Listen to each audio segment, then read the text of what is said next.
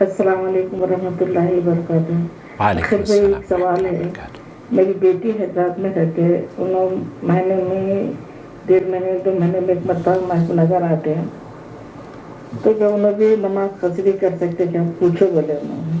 اچھا اس لیے میں آپ سے سوال کر بولی میں ان کو میں کوئی بھی 16 کلومیٹر 18 کلومیٹر کا سفر جو بھی کرتا ہے اس کی قصری کرنا پڑتا ہے. بولے تو انہوں بولتے نہیں آپ کے گھر آئی نا میں اس لیے پوچھ رہی ہوں کو بولے جی. کیا انہوں بھی ہم والدہ کے پاس آ کے قصری کر سکتے نہیں پوری نماز پڑھ سکتے ہیں انہوں. ہم تو ان کے پاس گئے تو قصری نماز پڑھتے ہیں. جب بھی ہم سفر حیدرآباد کا کرتے ہیں ہفتے میں کیا مہینے میں 4-5 بار حیدرآباد جاتے آتے رہتے ہیں ہم لوگ. جی. جب تو ہم قصری کرتے تھے. میری بیٹی پوچھو بولے ڈاکٹر نفیس ہے ان کا نام. ڈاکٹر نفیس. ان کے شوہر بھی ڈاکٹر ہے. ماشاء اللہ. ان کے لیے بھی دعا کیجیے. ان کے ہاتھ میں شفا کے لیے بھی اللہ انہیں شفا دے. ان کے ہاتھوں میں بھی شفا دے اور ان سے اللہ رب العالمین نیک اور خیر اور بھلائی کے کام اور اپنے بندوں کی خدمت کے کام لے لے. آمین یا رب العالمین. نحمدہ و نصلی علی رسولہ الکریم. ہماری بہن ہے محبوب نگر ہندوستان سے. یہ شہر بہت پیارا شہر ہے. اس شہر کے لوگ اس لیے بہت پیارے ہیں کہ وہ جب بھی وہاں سے کوئی آتا ہے تو تحفے تحائف بھیجتے ہیں. پچھلے دنوں جو آپ نے دیکھا نا مٹھائی کا تحفہ آیا تھا وہ بہنی کے یہاں سے آیا تھا. اللہ تعالیٰ ان کے مال میں برکت عطا فرمائے اور ان کے بچوں کو اللہ رب العالمین کی آنکھوں کی ٹھنڈک بنائے. جاننا چاہ رہی ہیں بیٹی کی شادی ہو گئی ہے. بیٹی حیدرآباد میں رہتی ہے. اب وہ اپنے باپ سے ملنے کے لیے ماں سے ملنے کے لیے آتی ہے. ایسی صورت میں آیا اسے قصر کرنی ہے محبوب نگر میں یا نہیں؟ آپ جب اس کے پاس جاتی ہیں تو آپ قصر کرتی ہیں کیونکہ وہ آپ کا گھر نہیں ہے. آپ اپنے داماد کے گھر جا رہی ہیں. اب یہ بچی آ رہی ہے آپ سے ملنے کے لیے. ایسی صورت میں 2 چیزیں میں آپ کی خدمت میں عرض کروں گا. نمبر 1، اگر آپ 2 شہروں میں گھر رکھتے ہیں تو جب ایک شہر سے دوسرے شہر منتقل ہوتے ہیں راستہ جب بھی آپ سفر کر رہے ہیں چاہے وہ 100 کلومیٹر کا ہو یا 85 کلومیٹر کا ہو یا 200 کلومیٹر کا ہو اس میں آپ سفر اور قصر کریں گے. لیکن اگر آپ کے دونوں شہروں میں گھر ہے ذاتی گھر جو کہ آپ حیدرآباد میں بھی آن کرتی ہیں اور محبوب نگر میں بھی آن کرتی ہیں تب ایسی صورت میں آپ کو دونوں گھروں پر پوری نماز پڑھنی ہے کیونکہ آپ کا مسکن دونوں شہروں پہ ہے. لیکن یہاں بات دراصل اپنی بیٹی کے بارے میں آپ جاننا چاہ رہی ہیں تو میں آپ کو لے کر چلتا ہوں شیخ عبدالعزیز بن باز کی محفل میں. ان سے ایک بہن یہی سوال پوچھ رہی ہے.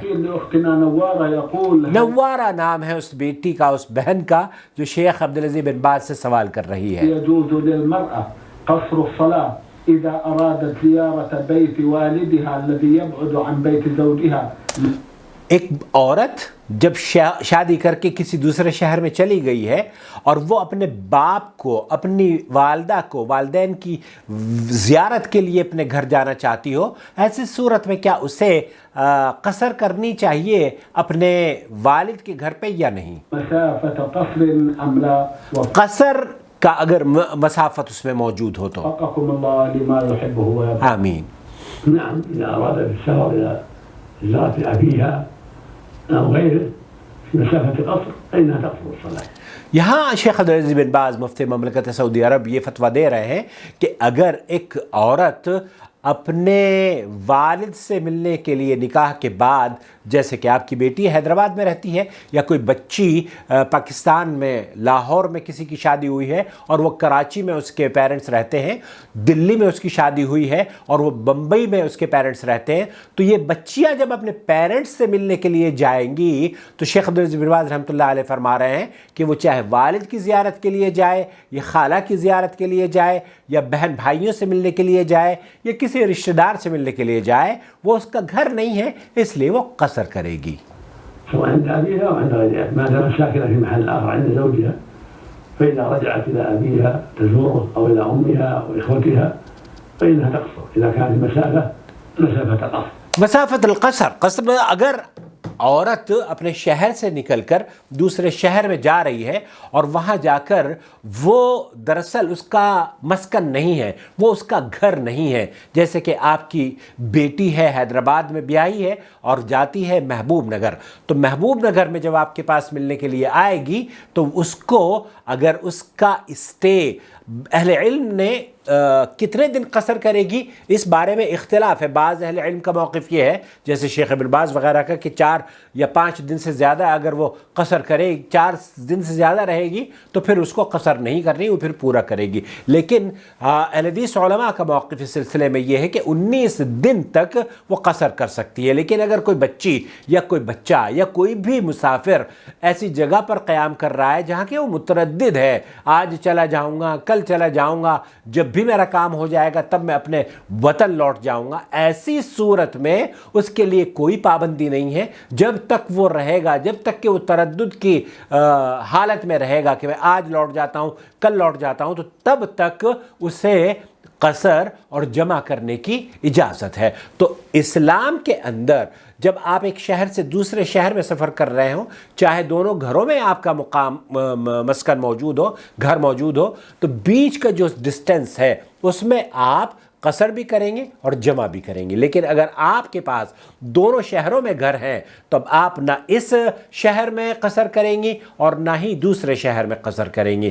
البتہ اگر آپ ایسی جگہ جا رہی ہیں جیسے کہ آپ کی ڈاکٹر نفیس بہن جانا چاہتی ہیں اپنے والدین سے ملنے کے لیے، اللہ تعالیٰ آپ کے بار بار ملاقات کروائے اور اسے آپ کی آنکھوں کی ٹھنڈک بنائے، تو جب وہ آئیں گی تب انہیں قصر کرنی چاہیے اور جمع بھی کرنی چاہیے. یہی اللہ کے رسول صلی اللہ علیہ وسلم کی سنت ہے اور اسلامی تعلیمات ہے. اللہ سے دعا ہے کہ اللہ تعالیٰ آپ کو، آپ کے پیاروں کو، رشتہ داروں کو، بچوں کو، عزیز اور اقارب کو سفر میں ہوں یا مسکن اپنے گھر پہ ہوں، مقیم ہوں، ہر جگہ محفوظ، امن اور سلامتی سے رکھے اور بیماریوں سے اللہ دور رکھے. میرے لیے بھی دعا کیجئے کیونکہ آج کل میں کرونا کا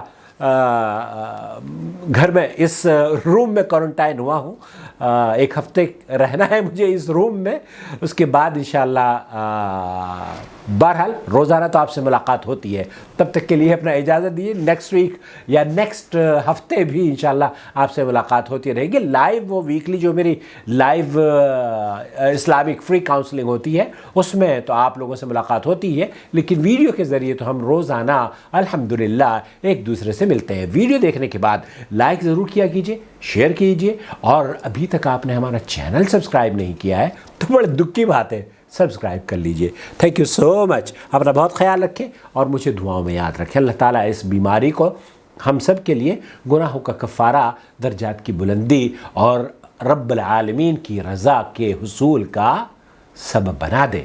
اسماعیل اٹ از سنہ. الله ولي الذين آمنوا يخرجهم من الظلمات إلى النور والذين كفروا أولياؤهم الطاغوت يخرجونهم من النور إلى الظلمات أولئك أصحاب النار هم فيها خالدون.